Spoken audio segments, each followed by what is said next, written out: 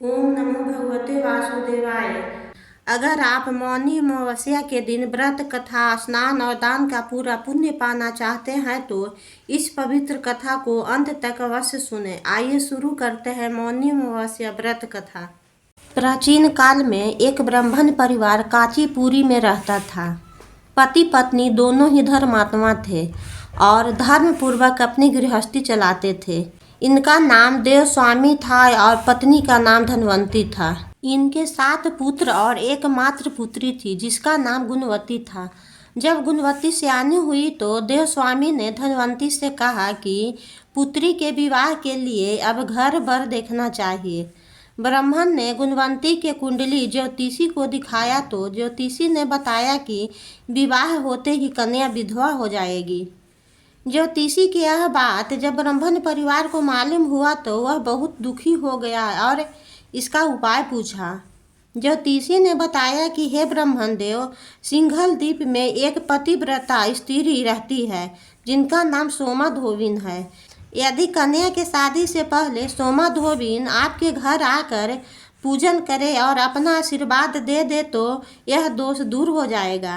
ब्राह्मण ने अपनी पुत्री गुणवती को अपने सबसे छोटे पुत्र के साथ सिंघल द्वीप भेज दिया। दोनों भाई बहन सागर किनारे पहुंचकर उसे पार करने के बारे में विचार करने लगे। जब समुद्र को पार करने का कोई रास्ता नहीं मिला तो दोनों भूखे प्यासे एक पीपल के नीचे आराम करने लगे। पीपल के पेड़ पर घोंसले में एक गिद्ध का परिवार रहता था। उस समय घोंसले में सिर्फ गिद्ध के बच्चे थे। वे सुबह से भाई बहन की बातों और क्रियाकलापों को देख रहे थे। शाम के समय जब गिद्ध माता बच्चों के लिए भोजन लेकर आई तो बच्चों ने दोनों भाई बहन की कहानी माता को बताई। उनकी बातें सुनकर गिद्ध को दया आई। तुम लोग चिंता मत करो, मैं इन्हें सागर पार करवा दूंगी। गिद्ध दोनों भाई बहन के पास गई। आप लोग चिंता मत कीजिए, मैं आपको सोमा धोबिन के पास पहुंचा दूंगी। सुबह होते ही गिद्ध ने दोनों भाई बहन को समुद्र पार करवा दिया और सिंघल द्वीप में सोमा धोबिन के घर के पास पहुंचा दिया। गुणवती सोमा धोबिन के घर के पास छुप कर रहने लगी। हर दिन सुबह होने से पहले गुणवती सोमा का घर लीप दिया करती थी। एक दिन सोमा ने अपने बहुओं से पूछा कि प्रतिदिन सुबह हमारा घर कौन लिपता है। बहुओं ने प्रशंसा के लोभ में कहा कि हमारे अलावा यह काम कौन करेगा। लेकिन सोमा को बहुओं की बातों पर भरोसा नहीं हुआ।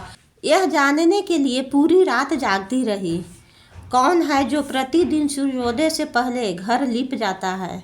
सोमा ने देखा कि एक कन्या उसके आंगन में आई और आंगन लिपने लगी। सोमा धोबिन ने गुणवती के पास गई और उससे पूछने लगी कि तुम कौन हो और क्यों आंगन लिपती हो। तब गुणवती ने अपना सारा हाल सोमा से कह दिया। गुणवती की बातों को सुनकर सोमा ने कहा कि तुम्हारे सुहाग के लिए मैं तुम्हारे साथ चलूंगी। सोमा ने ब्राह्मण के घर आकर पूजा किया, लेकिन विधि का विधान कौन टाल सकता है। गुणवती का विवाह होते ही उसके पति की मृत्यु हो गई। जब सोमा ने अपने सभी पुण्य गुणवती को दान कर दिया, सोमा के पुण्य से गुणवती का पति जीवित हो गया, लेकिन सोमा के पति और बेटे की मृत्यु हो गई। सोमा ने बहुओं से कह दिया था कि मेरे लौटने से पहले मेरे बेटे और पति को कुछ होता है तो उसके शरीर को संभाल कर रखना। बहुओं ने वैसा ही किया। उधर सोमा ने सिंघल द्वीप से लौटते हुए रास्ते में पीपल के वृक्ष के छाया में विष्णु भगवान की पूजा कर 108 बार परिक्रमा की। इसके पुण्य के प्रभाव से सोमा के पति और बेटे फिर से जीवित हो गए।